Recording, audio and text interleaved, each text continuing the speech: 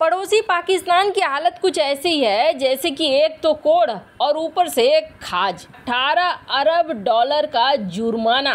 दिवालिया पाकिस्तान अपने दोनों पॉकेट निकाल कर ये कह रहा है ले लो, और कटोरा फैलाकर अमेरिका से ये कह रहा है कि दे दो, या तो हाँ दे दो या फिर पैसे दे दो। जानेंगे क्या है मामला। जहां एक तरफ ये सब कुछ चल रहा था तो वहीं दूसरी तरफ ओमान में क्यों पहुंच गए हैं भारतीय पनडुब्बी, वो भी इतिहास में पहली बार। जानेंगे क्या कुछ चल रहा है जियोपॉलिटिक्स में। आइए जानते हैं इन खबरों को विस्तार से। ये जो देश देख रहे हैं ना, ईरान इस वक्त केंद्र बना हुआ है, ठीक वैसे ही जैसे रूस और अमेरिका के युद्ध में केंद्र बन गया है यूक्रेन। और ईरान को शायद समझ में नहीं आ रहा है कि ईरान एक मोहरे की तरह अब इस्तेमाल होने जा रहा है। आपने देखा होगा हाल में ईरानी राष्ट्रपति पहुंचे थे चाइना, और चाइना में इन्होंने मुलाकात की। 14 फरवरी 2023 की ये तस्वीर है। वैलेंटाइन डे के दिन ये दोनों यहाँ पे मिले,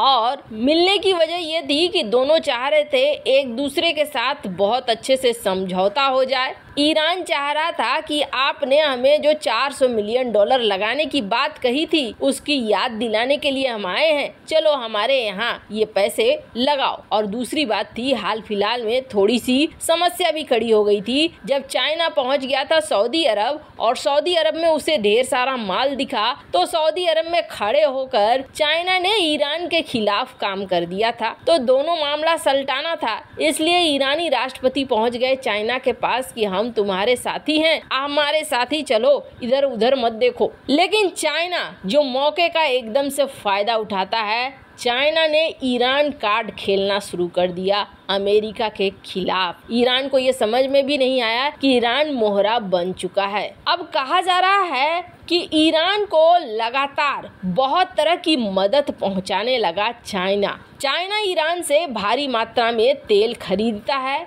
इसके अलावे कहा तो ये भी जाता है कि चाइना और ईरान के बीच न्यूक्लियर टेक्नोलॉजी को लेकर भी बातचीत चलती है। वैसे आपको बता दें, बीच में एक खबर आई थी जिस खबर में ये कहा गया था कि पाकिस्तान को न्यूक्लियर बम बनाने की डिजाइन किसी और ने नहीं दिया था, बल्कि दिया था चाइना ने। चाइना की तरफ से ये चीजें गई थी, और अमेरिका को ये बात तो कहीं न कहीं हो सकता है कि ईरान को भी आगे बढ़ाने के लिए कुछ इसी तरीके के काम चाइना कर रहा हो। लेकिन चाइना न्यूक्लियर पावर देकर ईरान को किससे लड़वाना चाह रहा है? साफ है, सामने खड़ा है अमेरिका के ऊपर गुस्सा भी है ईरान का। ईरान के एक जनरल ने हाल ही में ये दावा किया था कि हमने एक मिसाइल बनाई है जो खास तौर पर ट्रंप को उड़ाने के लिए बनाई है। क्यों? ट्रंप से क्या दुश्मनी है? तो आपको याद दिला दें, ट्रंप के शासनकाल में ही सुलेमानी को ऊपर पहुंचाया गया था, जिसके लिए ड्रोन का इस्तेमाल किया गया था। कहा जाता है कि उसका बदला लेने की कसम खाकर ईरान बैठा हुआ है। यानी ईरान और अमेरिका के बीच दुश्मनी है, और इस दुश्मनी में आग लगा रहा है चाइना। भरपूर यहाँ पर तेल छिड़क रहा है कि लड़ो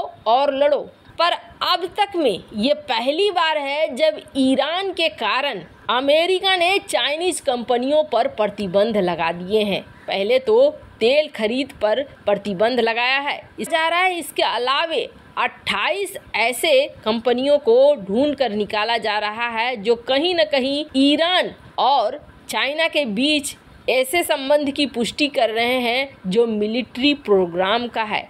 खुद अमेरिकी विदेश मंत्री इसकी पुष्टि कर रहे हैं कि शिपिंग कंपनियों को बंद किया गया है। इसके अलावे और भी कंपनियों के ऊपर नजर दी जा रही है। 13 ऐसी कंपनियां हैं जो चाइना से है। खैर, जहां एक तरफ ये सब कुछ हो रहा है तो हम ये बातें क्यों कर रहे हैं आपको बता दें। ये बातें इसलिए हो रही है कि ईरान से तेल खरीदने पर प्रतिबंध लगा हुआ है, और प्रतिबंध के ऊपर चाइना को भी घसीट रहा है अमेरिका, और इन सब के बीच 18 अरब डॉलर का बम फूटा है पाकिस्तान के ऊपर, जो पहले से ही कंगाल है। और वो क्यों? तो वो लिंक है ईरान से भी, भारत से भी, रूस से भी। पाकिस्तानी संसद में एक बहस हो रही है। पहले तो इस बहस से बहुत सारी चीजें निकलकर सामने आएंगी।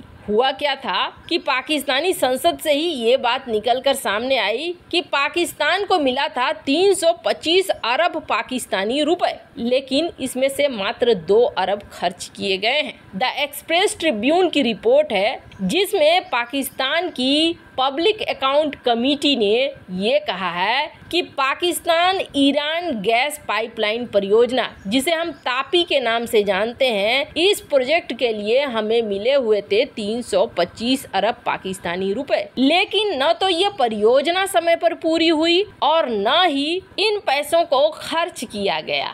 ये तो बहुत बड़े पैसे हैं, तो ये पैसे लगा दो, अभी पाकिस्तान दिवालिया हो रहा है। तो आपको बता दें यहाँ भी झोल है। झोल क्या है? ये बात कहना है कमेटी के एक सदस्य का, जबकि सचिव पेट्रोलियम पाकिस्तान के ये कह रहे हैं, पेट्रोलियम विभाग के जो सचिव हैं, कौन कहता है 325 का आंकड़ा है। मात्र 2.8 अरब रुपए प्राप्त हुए हैं, 2 अरब खर्च हुए हैं। मतलब ये तो लग रहा है जैसे 325 को डकारने के चक्कर में है। आपको बता दें, अब यहाँ पर ये अमेरिका की तरफ देख रहे हैं। एक तो जो पैसे इन्हें मिले हैं वो पैसे भगवान जाने कहाँ चले गए। तापी परियोजना के लिए अमेरिका से बात करने लगा पाकिस्तान, क्योंकि संसद में ये बहस होने लगी कि अब हमारे ऊपर 18 अरब डॉलर का जुर्माना लगने वाला है। 18 अरब डॉलर का जुर्माना हम भरेंगे तो भरेंगे कैसे? हम तो खुद ही कंगाल हैं। अब इस पर पहुंच गए हैं ये कमेटी वाले लोग अमेरिका के पास। अमेरिकी राजदूत को बुलाया और अमेरिकी राजदूत को कहा या तो तापी परियोजना को बढ़ाने दो, यानी ईरान के साथ हमें ये तेल गैस का व्यापार करने दो, और नहीं तो जो जुर्माना लग रहा है वो जुर्माना हमें दे दो। माने चित भी मेरी और पट भी मेरी। खैर, जहां एक तरफ पाकिस्तान अपनी चालाकियां दिखा रहा है, तो वहीं भारत बिल्कुल सही तरीके से चाइना और पाकिस्तान दोनों को ही घेर रहा है। और इसकी सबसे बड़ी निशानी देखिए, कल हमने आपको बताया था कि किस तरीके से सऊदी पहुंची भारतीय वायुसेना और एक लक्ष्य की तरफ बढ़ रही है, तो वहीं दूसरी तरफ भारतीय सबमरीन्स पहुंचे हैं ओमान। स्क्रीन पर आप देख सकते हैं ओमान कहां पर है। ओमान पहुंचना एक तो इतिहास में पहली बार है जब भारतीय सबमरीन यहां पहुंचे हैं।